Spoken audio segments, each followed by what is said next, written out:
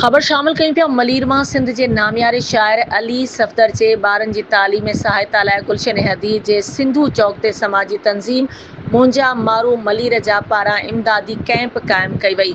जिते वॾे अंग में शहरियुनि पहुची चंदो जमा करायो। उन मौक़े ते सिंधी अदबी संगत कराची जे यासिर अरफात, मुंहिंजा मारू मलीर जा जे सदर इरफान अब्बासी, शबीर शाह, बख्शियल सियाल, साजिदा मेमण, मोहम्मद बख्श भरी ऐं डॉक्टर समीना वाहिद मीडिया सां ॻाल्हाईंदे चयो त अली सफ़दर जे ॿारनि जी मदद लाइ सचल ॻोठ, कराची प्रेस क्लब ऐं तीन तलवार खां पोइ हाणे गुलशन हदीद में कैंप लॻाई वई आहे। हुननि चयो त इमदादी मुहिम अली सफ़दर जे 40 ताईं जारी रहंदी, जॾहिं त ईंदड़ कैंप 25 जुलाई ते हैदराबाद जे नसीम नगर चौक ते क़ाइमु कई वेंदी। अॻुवाणनि अपील कई त मुल्क ऐं ॿाहिरि मुल्कनि में रहंदड़ सिंधी हिन नेक मक़सद में पंहिंजो हिसो विझनि त जीअं क़ौमी शाइर जे ॿारनि जो मुस्तक़बिल महफ़ूज़ बणाए सघिजे।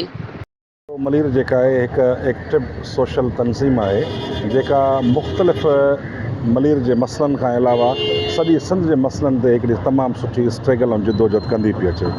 कॾहिं उटोपी अजरक जो ॾींहुं आहे, कॾहिं कंहिं शख़्सियत सां शाम मल्हाइणी आहे, कॾहिं कंहिं फ़नकार जी मदद करणी आहे, कॾहिं कंहिं अदीब शाइर जो भरजलो थियणो आहे। सो मुंहिंजा मारू मलीर हिकिड़ो तमामु सुठो कमु करे रही आहे। अॼु जेका हिननि कैंप लॻाई आहे इहो हिकिड़ो इंतिहाई क़ाबिल तारीफ़ अमल आहे उन्हनि जो, ऐं सलाम आहे उन्हनि दोस्तनि खे जंहिं हिकिड़े नामियारे शाइर असां अली सफ़दर जे लाइ कराची जे मुख़्तलिफ़ शहरनि में कैंपूं लॻायूं आहिनि, सचल ॻोठ, प्रेस क्लब, तीन तलवार। पर अॼु असां गुलशन हदीद जे सिंधू चौक ते जेका कैंप लॻाई आहे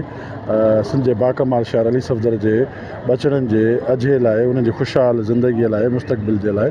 हीअ कैंप लॻाई आहे। ऐं हितां जे बाशऊर अवाम ॾाढो ज़बरदस्त साथ ॾिनो आहे। ख़ासि करे हितां जी जेकी समाजी तंज़ीम आहे मुंहिंजा मारू मलीर जा साईं इरफान अब्बासी साहब वॾी सपोर्ट कई आहे। उन सां सॼे कराची में जेके यासिर अरफात महिनत कई आहे, इंशाअल्लाह हू 40 ते कुझु डोनेशन जे हवाले सां हू कुझु करणु थो चाहे। हू जंहिं मक़सद सां पंहिंजी जस्तजू ऐं जदोजहद करणु चाहे थो पूरे सिंध में, ईअं न सिर्फ़ु कराची में, हालांकि प्रेस क्लब कराची में, उन खां पोइ क्लिफ्टन में, उन खां पोइ जेको आहे सो सचल ॻोठ में, उन खां पोइ गुलशन हदीद, हाणे हुनजो हैदराबाद प्लान आहे। नथो भी है कंहिं बि दिल जाए ते, नथो भी है वक्त हिक जाए ते, नथो भी है कंहिं बि दिल जाए ते, नथो भी है तुंहिंजो सफ़दर कहिड़ो जिया पोआ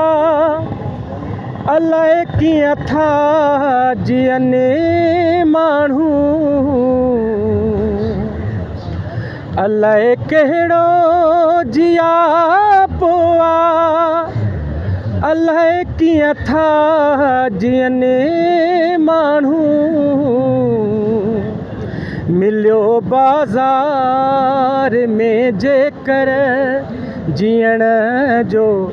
ढंग वठूं ईंदसि। अवामी प्रेस क्लब रज़ाकाबाद जा दोस्त जेके असां वटि पहुता आहियो, असांखे ख़ुशी आहे त तव्हां हर माना मौक़े ते असां सां गॾु हूंदा आहियो।